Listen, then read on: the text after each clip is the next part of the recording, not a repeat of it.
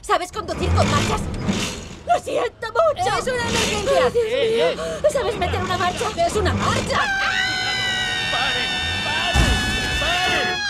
Vale, no ha sido para tanto. ¡Abortar misión! Solo queremos hablar de su novio. Pero si me dejó plantada. Drew era de la CIA. ¿Perdona, qué? Me persigue gente peligrosa y ahora irán a por ti.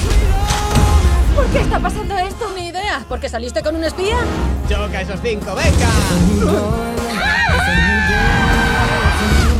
Es un pendrive. Trágatelo antes de que vuelvan. Ya no hay vuelta atrás. Ahora somos casi profesionales. Somos profesionales.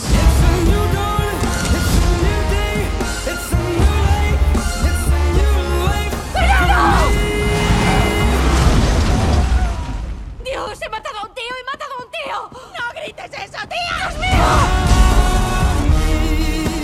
Yo hago pregunta. Si me gusta respuesta, ¡Dios mío! tú sientes dolor.